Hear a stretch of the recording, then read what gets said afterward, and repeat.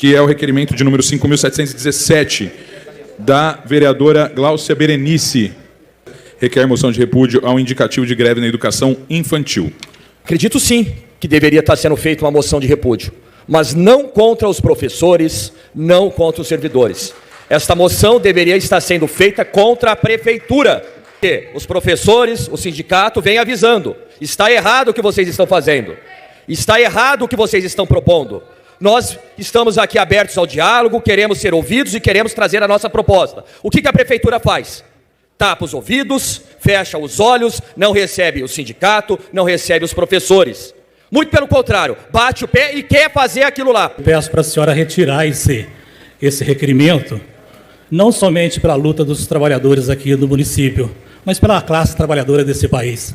A luta pelo direito de greve é uma luta centenária. Nós nem tínhamos nascido, os trabalhadores desse país já estavam lutando pelo direito de greve. Caso aprovar esse requerimento aqui, é um tiro no pé dessa casa. É uma sandice que não tem tamanho. A gente aprovar um requerimento desse, repudiando a greve dos trabalhadores.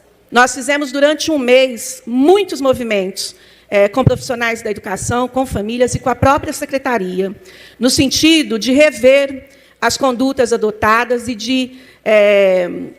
de retiradas das resoluções feitas, que também foram ilegais do ponto de vista de novas atribuições e de reclassificações no meio do ano letivo. Isso é coisa muito séria, envolve a vida de crianças na forma pedagógica, emocional e, principalmente, afeta toda a educação de forma geral.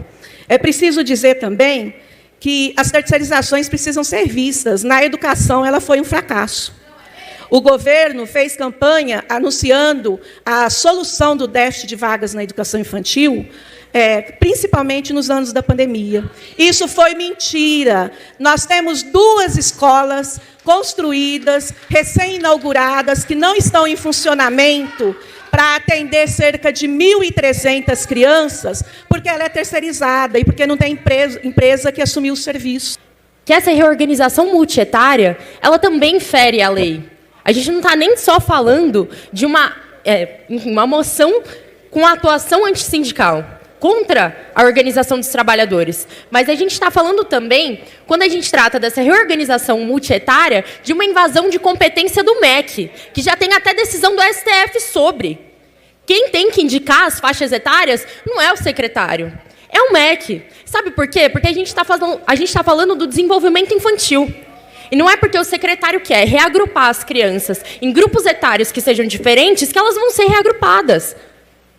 Como você coloca uma criança que ainda não tem um desenvolvimento biológico, um desenvolvimento real, e ainda mais quando a gente está falando no momento pós-pandêmico, gente, em um outro grupo etário que não o dela, com outro tratamento que não é adequado para essa criança, e você ignora os prejuízos pedagógicos que vão se ter. Quando a gente fala de direito da Constituição de greve, França, nós também estamos falando do direito da criança a ter educação gratuita e obrigatória. Eu diria para a senhora, vereadora Gláucia, que essas crianças já sofreram demais na pandemia, tendo que ficar em casa, porque esse sindicato ficava cobrando vacina de professor. E os professores não iam dar aula. E eu vou ter que falar mais alto para a senhora me ouvir? Respeita que eu estou falando, criatura. Eu vou falar mais alto. É um absurdo o que está acontecendo nessa casa no dia de hoje, que estão querendo condenar as crianças ao analfabetismo. Isso é um absurdo. Que se a gente estivesse fazendo greve por interesses corporativos. Corporativos não, nós defendemos a classe dos profissionais de educação, mas defendemos o direito à educação das crianças, um atendimento de qualidade. É isso que a gente defende, né? E quem está tumultuando a educação infantil é o governo, é este governo, é a política do reagrupamento.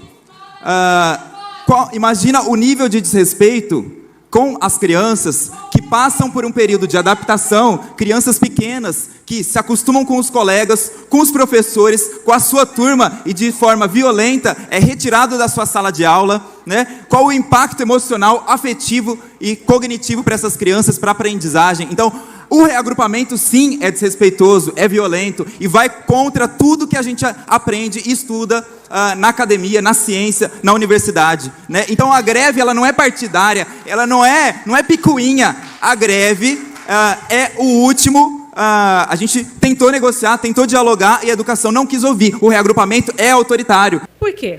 O que ajuda uma greve? Podem me dizer? O que é melhor ficar a criança em casa? É melhor que as crianças fiquem em casa?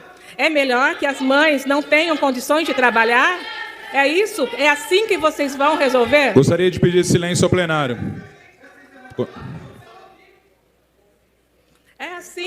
É assim que a categoria vai resolver o problema da reorganização? Ah, isso mesmo, é assim que a esquerda pensa. Quanto pior, melhor. É assim que funciona. A última cidade, a escola, as crianças voltarem à escola foi Ribeirão Preto. Sabe por quê? Por causa do sindicato. Nós não temos um plano municipal de educação. Sabe por quê? Porque chovem ações. E aí fica o mimimi. Nós não temos plano municipal de educação. Deixe ter um plano municipal de educação. Aceite a derrota quando um plano que não é do seu acordo for aprovado aqui. Elege um governo que coloca o seu plano municipal de educação. Com 8 votos não e 5 votos sim, o requerimento foi negado. Não me importa o resultado negativo. Vitória de alguns. Eu tenho um comunicado para fazer para vocês. Vocês sabem que a gente tem lutado aí com a nossa candidatura presidencial. Vocês que acompanham o nosso mandato como deputado federal por Minas Gerais desde o início, sabem que a nossa principal luta sempre foi a defesa dos que mais necessitam, sempre foi a defesa dos trabalhadores, a defesa dos mais pobres. Então eu quis aqui, antes mesmo de comunicar à imprensa, comunicar para vocês em primeira mão que o Lula está encampando as nossas propostas pelo auxílio. Vocês sabem que o auxílio emergencial foi a grande marca, né, do nosso mandato até aqui. Vocês sabem a luta que a gente teve para que o auxílio permanecesse em R$600, depois para que Bolsonaro não acabasse com o auxílio ainda durante a pandemia, vários enfrentamentos na Câmara dos Deputados, e o Lula está aqui do meu lado hoje para comunicar para vocês. Eu vou passar a palavra para ele, que ele está encampando também essa luta, já havia encampado, mas agora encampando junto conosco, com a nossa candidatura, que nesse momento a gente retira e unifica a candidatura presidencial do deputado André Janones. A partir desse momento ela está unificada e ela passa a ser representada pela candidatura do presidente Lula. Não é isso, Lula? Olha, é muito importante saber o seguinte: acabar com a fome é uma obsessão minha. Ou seja, não só porque eu vim de Pernambuco em 52 por causa da fome, mas porque quando eu tomei posse em 2003 eu disse que se ao terminar o meu mandato todas as pessoas estivessem tomando café, almoçando e jantando, eu já teria cumprido a missão da minha vida. E conseguimos acabar com a fome, porque nós tiramos o Bolsa Família, porque fizemos um monte de programa, aumentamos o salário mínimo. Ou seja, o dado concreto é que a ONU reconheceu que o Brasil tinha saído do mapa da fome. Lamentavelmente a fome voltou. E eu vou te dizer uma coisa: nós precisamos criar condições de dizer que um dia esse país vai levantar e não vai ter ninguém com fome. Daí porque é importante esse auxílio emergencial, essa proposta de R$600. Nós temos uma proposta do Bolsa Família de R$600, já está em projeto de lei há mais de 2 anos no Congresso Nacional, e tudo que a gente puder gastar, investir para acabar com a fome, será um benefício para o povo brasileiro, porque só conhece a fome quem passou fome. Lula, essa proposta de R$600, que ao contrário do atual governo, por exemplo, não é colocada em período eleitoral. Importante colocar isso para as pessoas. O senhor disse há 2 anos, né, de aumentar para R$600. Veja, faz 2 anos que nós temos um projeto de lei pedindo R$600 definitivo, porque é importante que a gente, inclusive, faça uma diferença entre uma pessoa sozinha e uma mãe que tem 3 ou 4 filhos. Ela tem que ganhar um pouco mais, porque senão não vai dar certo para ela sustentar a família. E eu estou convencido que a única saída que nós temos no Brasil é garantir que os pobres possam ter acesso à alimentação.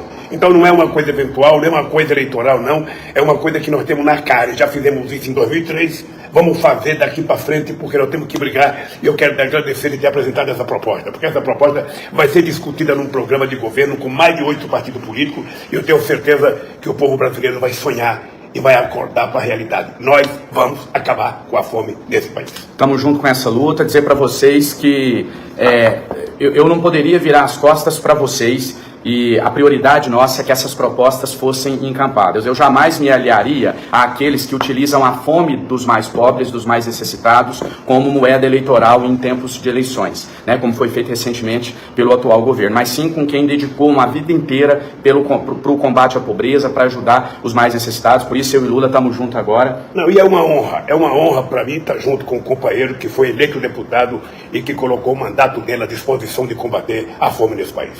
Por isso é com muito orgulho que a gente vai andar por esse Brasil dizendo que nós vamos acabar com a fome.